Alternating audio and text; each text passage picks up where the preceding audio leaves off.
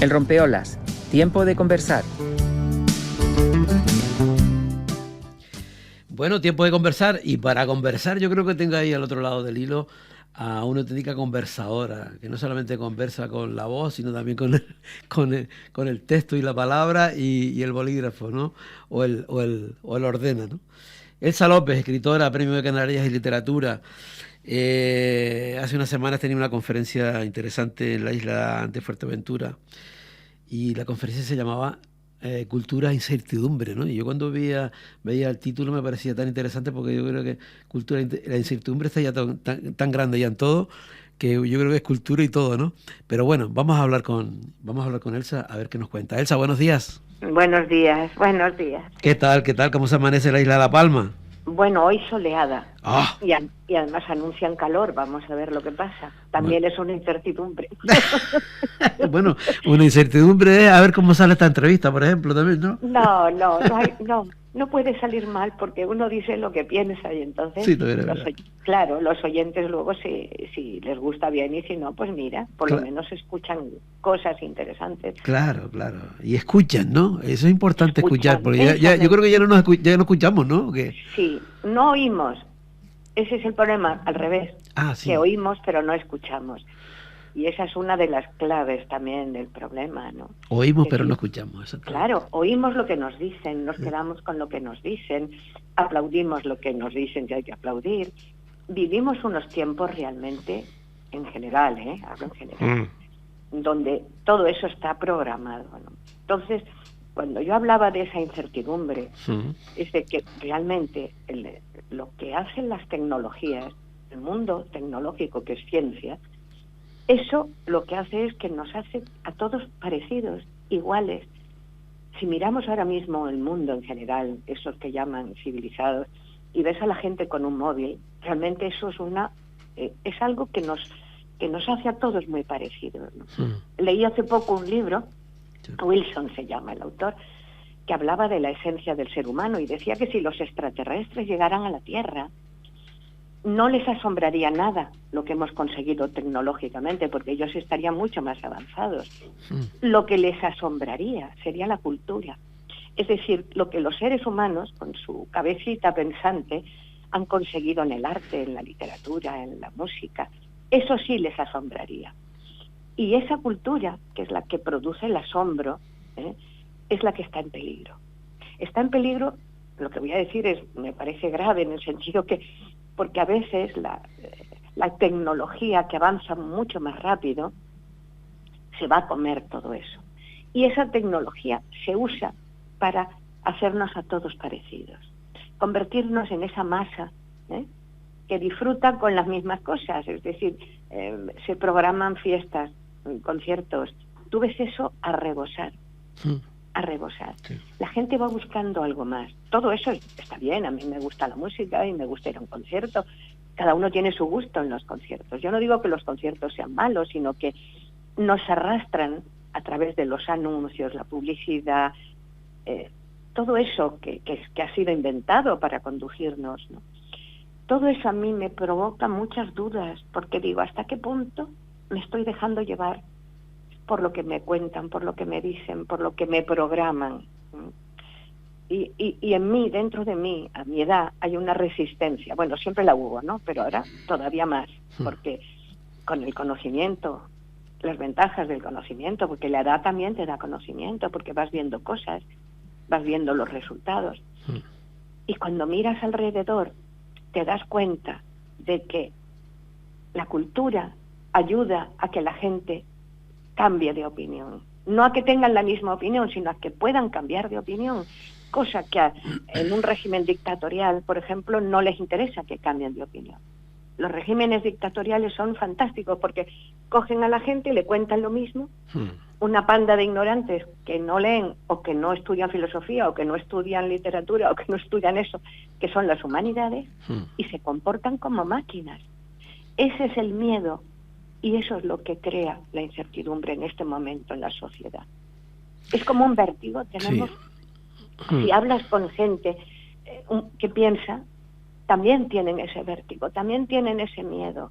¿Tú crees que es algo que, claro, porque antes teníamos como esas diferencias, pero ahora se globaliza todo y todo Claro, está ese es el al minuto? problema. Entonces, ya, ¿qué diferencia podemos tener? Porque estamos todos programados, ¿no? O sea, Claro, pero, vamos como news todos. sí, pero ¿sabes lo que nos diferencia? Las culturas, las lenguas. Tú sabes que en este mundo se hablan más de 7.000 lenguas. Hay no sé cuantísimas razas distintas, religiones distintas. Eso es cultura. Eso es cultura. Si todos tuviéramos la misma religión, adoráramos al mismo ser magnífico que nos enseñan o nos obligan a adorar, si todos fuéramos así, iríamos a las mismas fiestas, nos gustaría la misma música, leeríamos los mismos libros, que son lo que arriba, y digo arriba, cuando señalo arriba me refiero al poder, cuando el poder impone las lecturas, cuando el poder impone todo, absolutamente todo, ya no hay cultura. Lo que hay es seguir el camino trazado como borregos.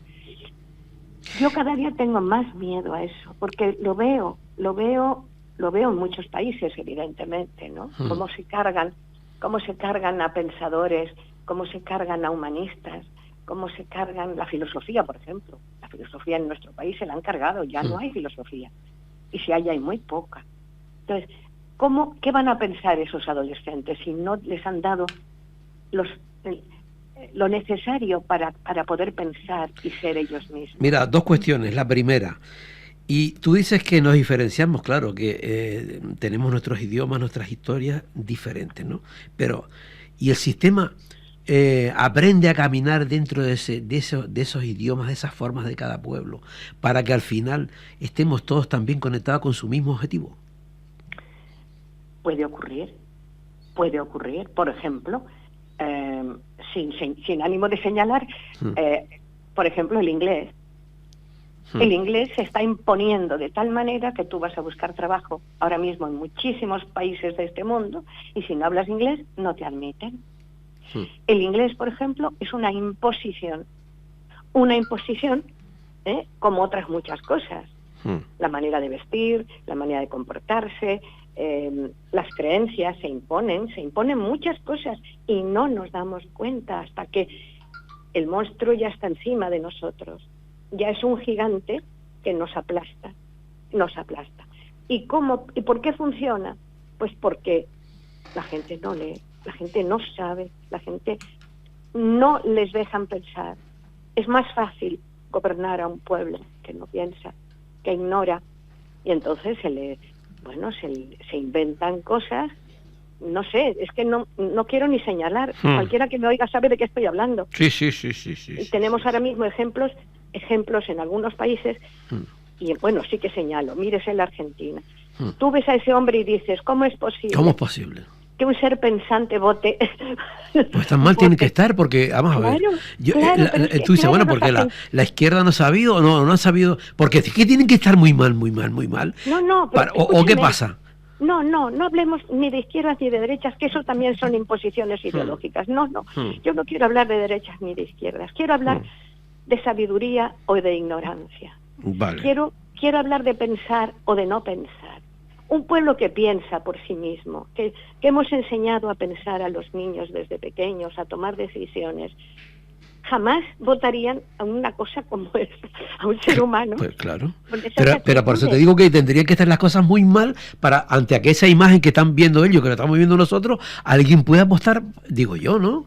Claro, pero es que eso mismo te pasa en Rusia, te pasa en muchos países. Digo Rusia ahora mismo por poner dos ejemplos muy dispares.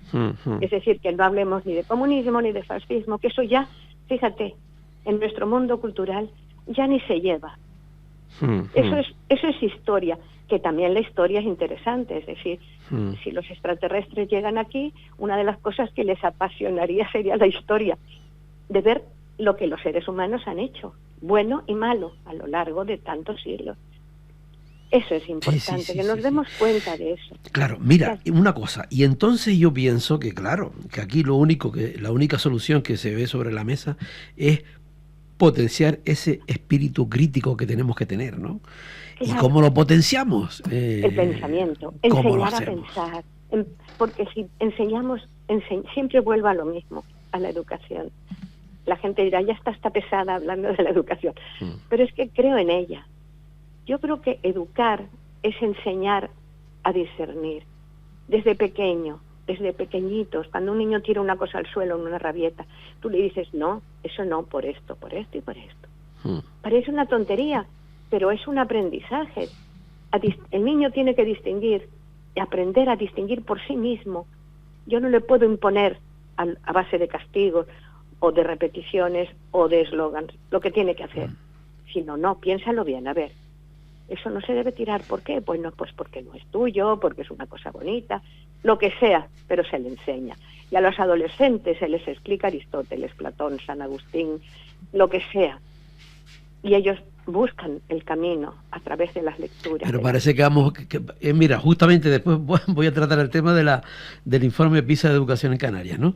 Pero claro, parece que avanzamos positivamente, pero en sentido contrario con los resultados que hay. Entonces, el tema está, claro, lo que estás comentando, pero parece que el sistema va totalmente en contra de eso. O sea, la realidad que vemos, los resultados, o sea, que lo que están dando, las sumas son lo que da, ¿no?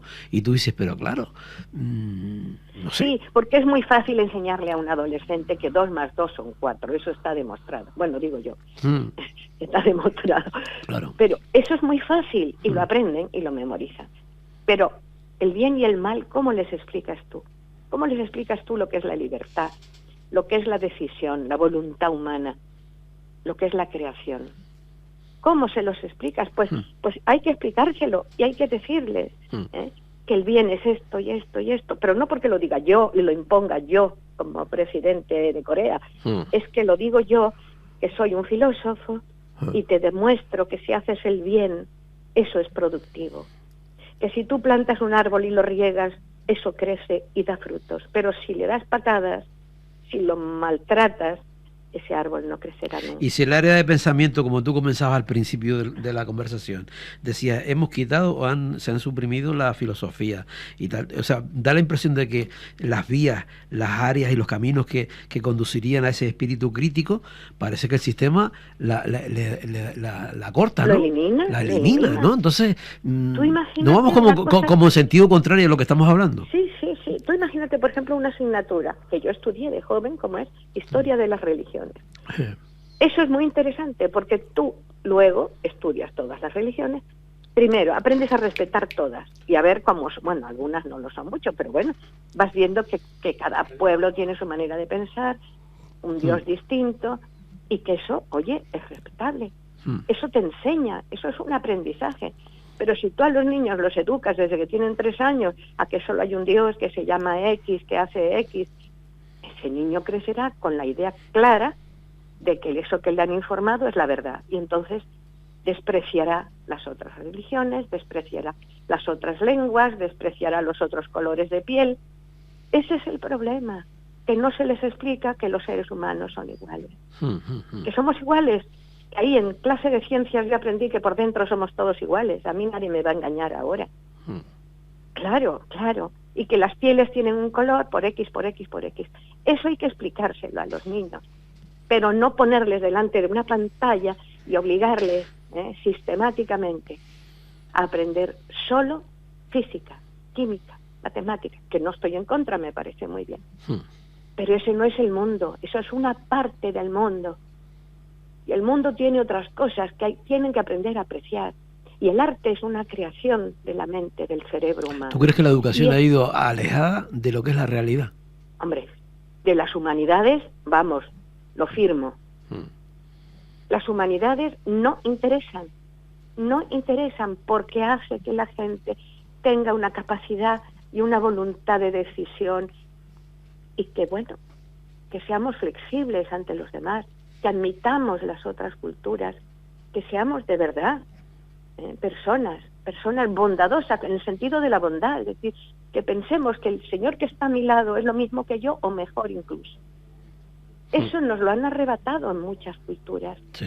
En muchos países nos han impuesto la cultura. Y cuando te imponen la cultura y no permiten que la cultura porque la cultura avanza, se desarrolla. Es decir, ha habido cambios y esos cambios hay que admitirlos. Y si no los admites y te queman en la hoguera porque tú decides que el mundo es redondo, por ejemplo, es un caso muy lejano, pero en su momento, claro, un señor dijo que el mundo no era plano, que era redondo, y bueno, pues la liaron. A otros los quemaron vivos porque dijeron otras cosas que hoy sabemos que eran ciertas. Y hay algunos hay algunos que todavía están diciendo, ¿no? Claro, pero cuando decimos cosas, los seres humanos que nos hemos dado cuenta de cosas y las decimos, como estemos en contra del sentir de quien tiene el poder, estamos perdidos, nos quitan de en medio, nos encarcelan, nos tapan la boca, bueno, ya sabemos lo que ocurre. A veces disimuladamente, ¿eh? Sí, sí. Porque claro, hoy día no te queman en la hoguera, pero bueno, te taponan la Claro. boca, ya no puedes hablar, no puedes escribir, no puedes pensar, eso está clarísimo. Claro. Y lo hacen, lo hacen. Sí, digamos que son formas adaptadas de represión, digamos, Sí, al momento formas que de vivimos, represión, ¿no? sí, y te llaman a la radio y te dicen, oye, cuidado con esa entrevista. O bueno, sabemos lo que hacen. Sí, sabemos ya, sí. Y sabemos quiénes lo hacen. Mira, Y me encanta. Sí, dime. Sí. No, perdona, que Sí. ese es el temblor que yo tengo. Ese es el miedo y esa es la incertidumbre, ¿no?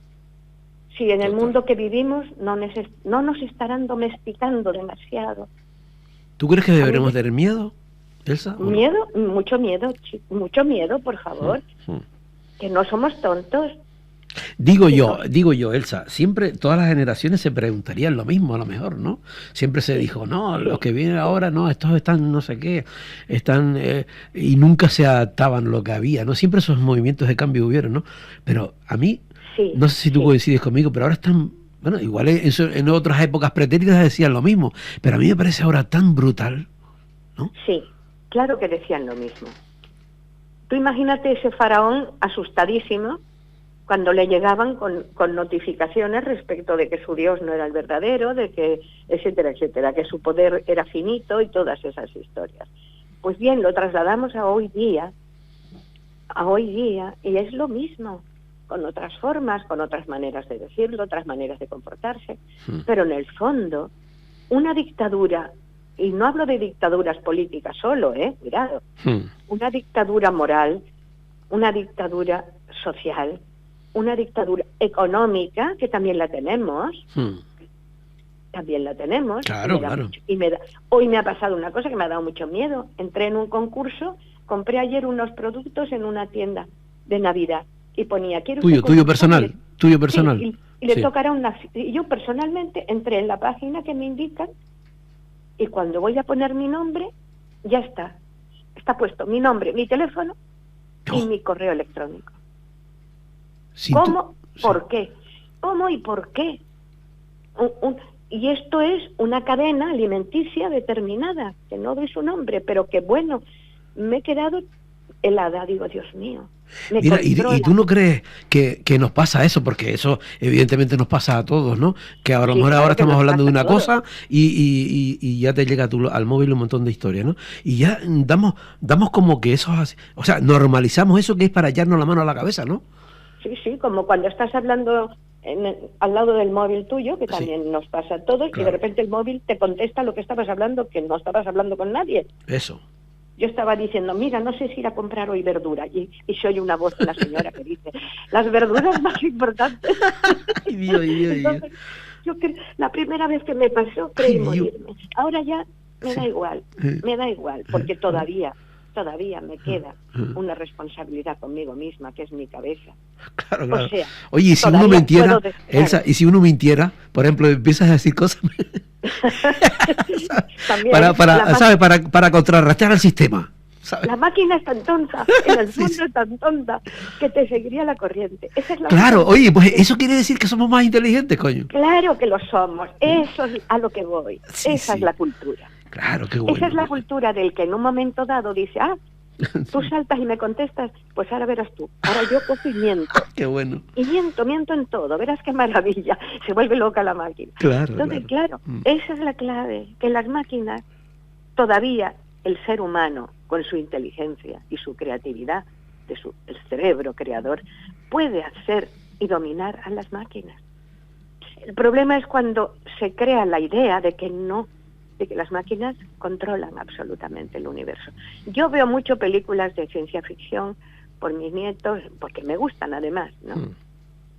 De la inteligencia artificial y de todas. El otro día vi una película de un niño creado con amor, para que diera amor a una mujer que no tenía hijos, y entonces, bueno, el horror, porque la pobre máquina, tú imagínatela, claro. Era una máquina, pero realmente da amor y da cariño. Y la pobre máquina se pasaba el rato en la película diciendo, quiero ser un niño de verdad, y lloraba, porque quería ser un niño de verdad. Pues bien, hasta ahí llega la inteligencia. Hasta decir, el amor llega un momento que, bueno, podemos crear una máquina que te ame o que te sirva la comida, eso ya lo hemos visto, que sirve la comida. Porque la primera vez que lo vi creí que me iba a dar algo. Cuando llega la máquina con el pedido, caminando con ojos y todo, y me trae los platos que le había pedido. Yo creí que me moría. Era un japonés. Pero claro, que un niño